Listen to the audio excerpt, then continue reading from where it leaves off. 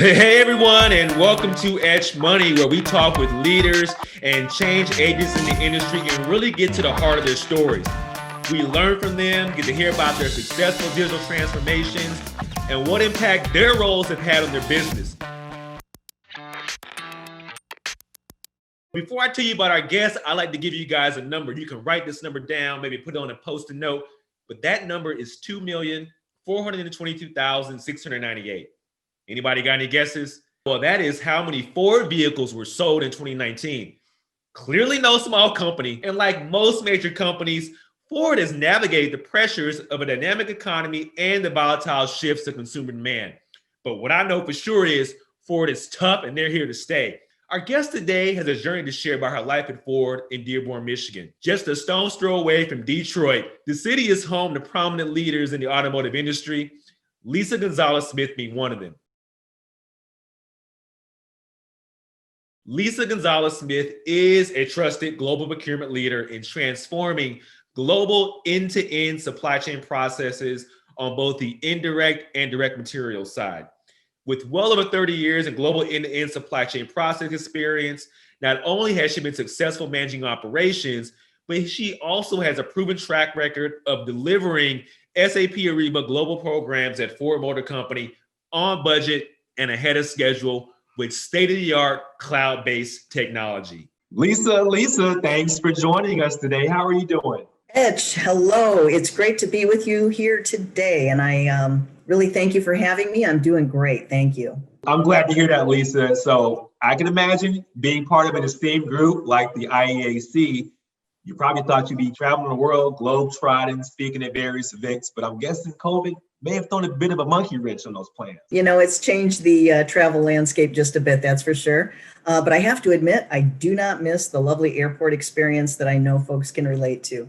As a matter of fact, it's been a remarkable opportunity. It's allowed me to meet with the account executives to understand the customer situations and their journey, where they're at, and then be able to meet with the customers and understand from their point of view and be able to share transformation insights and help them discover areas of opportunity from the view of a customer who's kind of been there, done that. You know what I mean? So I'd like to say that we've made some COVID lemons into some great lemonade, that's for sure. I just want to take a step back for those who are wondering.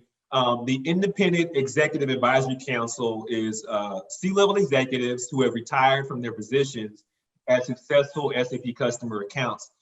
They provide independent advisory services and engage with our internal account reviews and also our customer engagements.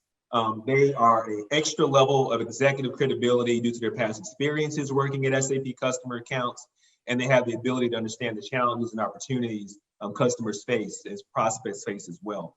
But Lisa, tell me about, being a procurement professional and what we all know is the automotive capital of the world. I mean, I'm a little bit partial to the South, but I've had some great connections from people from the great state of Michigan.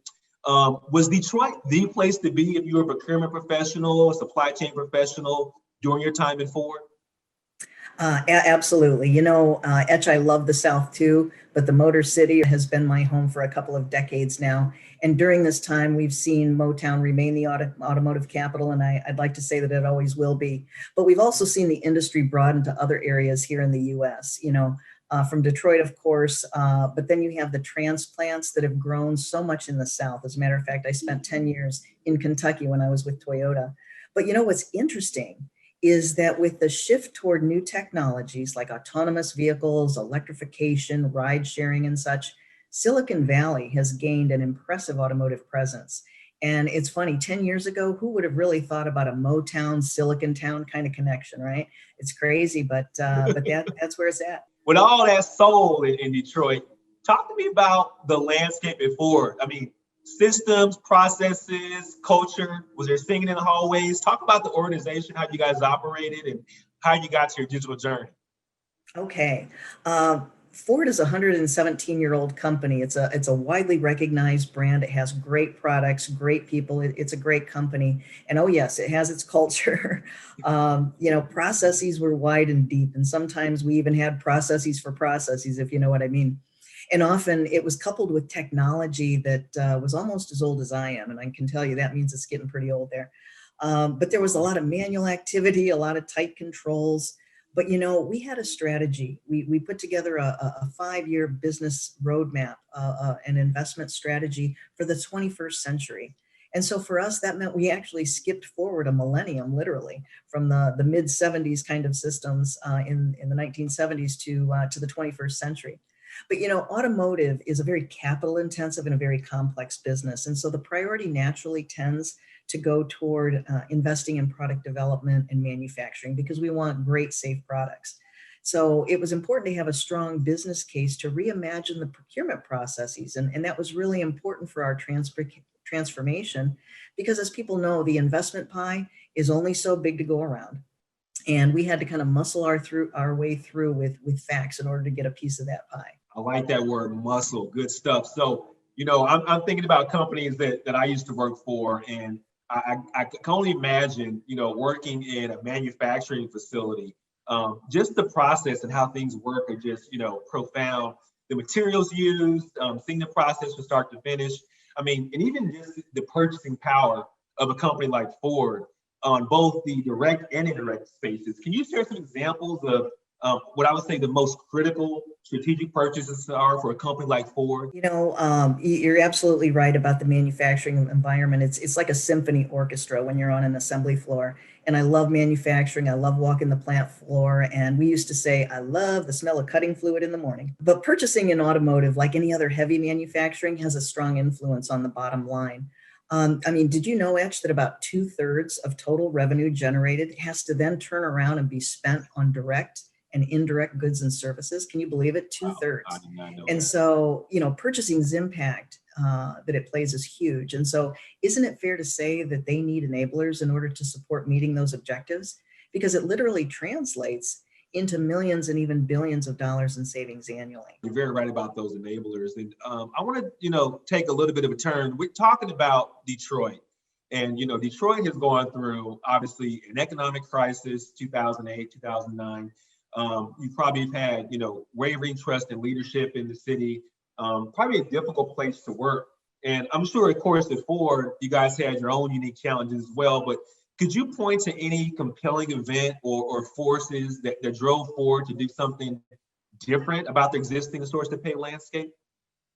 Yeah, it actually led to what we did in our transformation, which I'll get into in a bit. But, the automotive industry meltdown back in 2008, 2009, when we were having the Great Recession, automakers were sitting in front of Congress, in a fight to survive. The suppliers were going bankrupt on almost a daily basis. And so the need to proactively manage that financial distress, as well as have a mitigation strategy to ensure supply, that was hugely critical. And so my team actually developed over the Christmas holiday a tracking mechanism for financial distress because we really had no system to do that. Now today, when you look at the risk management tools that you all have, as well as the global network of supply visibility that's available to users, like with Discovery, that's leaps and bounds ahead of where we were. And we certainly could have used it during that epic-making time. Now, COVID has kind of forced this to the forefront again, right? And so companies can use this opportunity to take a pause and reflect during this crisis on what I call the KISS principles. What is it that's good about the business that you want to keep? And where are the opportunities to improve? And what should they start doing? Like new technology and discovering ways that they can leverage that technology. And also what to stop doing. Just because it's been that way for 30 years doesn't make it the right thing to keep doing. So Lisa, you got to give us the secret sauce, or at least, what was implemented. Can you talk about what was done at Ford? Kind of give us kind of the full whammy of what happened at Ford.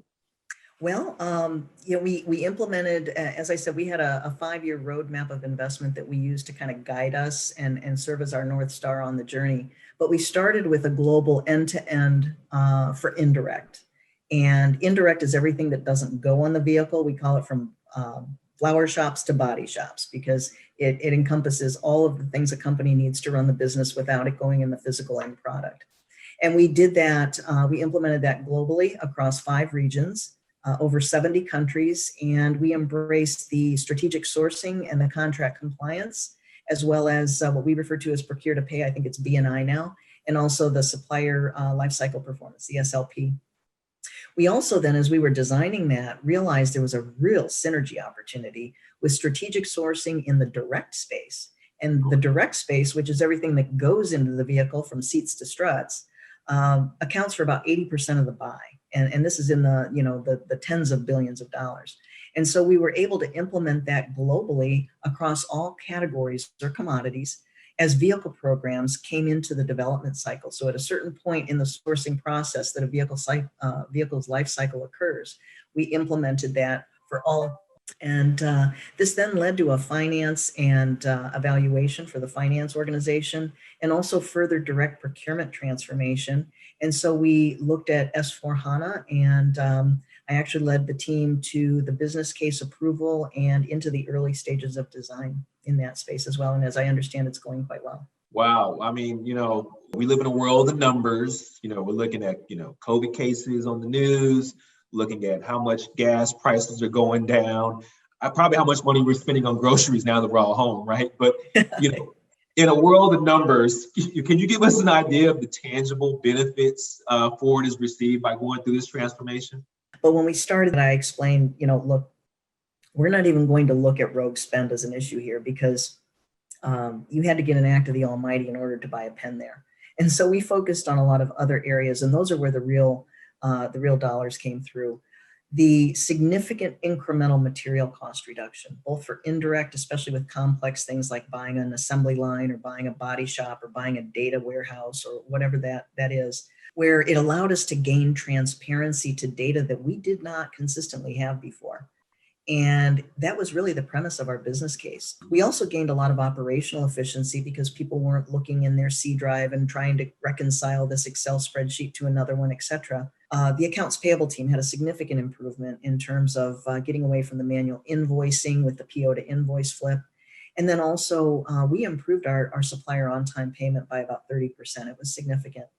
And on the fringe of those things, however, but I think also very important from an enterprise point of view, is the improvement we had in tax recovery, more accurately recovering tax in a more timely fashion, and also a much more proactive rather than reactive audit compliance because of some of the controls at a line item level that the software allows. And so there was a lot of great stuff, but primarily it rested with material cost savings that were incremental to what we had previously had, as well as the operational efficiencies. Lisa, I got to tell you a story. So I actually purchased the TV recently, and I felt like, remember when purchases were simple, right? You just go to the store, you pick, between two or three and make a decision. But I felt like, there was so much information about, product type, Wi-Fi, Bluetooth, all this stuff. I was so confused. And we live in a world with just so much information. And thinking about these technology purchases, I'm sure consumers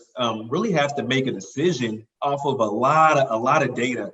So let's just kind of paint the picture, right? So let's say I'm in the store and I bump into somebody and they're on their phone looking at technology to improve their P2P processes, and I'm trying to convince them that this is the solution that they should be investing in.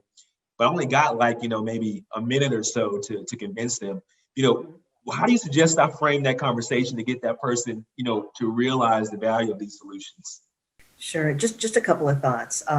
First of all, open your mind to what is outside of your current state. In other words, imagine the art of the possible, unconstrained. Understand what's important to run the business. What is it that you need to do to meet the objectives? But release your mind from that current state and take the opportunity to learn about the technology, get educated around it so that you can leverage that technology in order to reverse engineer how you do that business going forward. How can you run the business differently, more efficiently, and use the capability that software has to offer? That's really, in a nutshell, what I encourage anybody embarking on this type of journey to do, and step away from that, from that this is the way we've always done it kind of view. And look at the new technology and say, wow, I didn't even know I could do that. Just like with the TVs that, when people are shopping for TVs, it's like, oh my gosh, I didn't realize I could, do all this streaming and so forth that I was never able to do before. Lisa, thank you so much for joining us. It's been a remarkable conversation. Thank you for joining us today. Absolutely, Etch, it was a pleasure. Really enjoy working with SAP and the team globally. And I just want to thank you for this opportunity to be able to share some of those insights. And hopefully we can share some of those insights with your customers as well, because at the end of the day, we want them to be successful. Thanks for being here today. And viewers, thanks for watching. Everybody have a good day.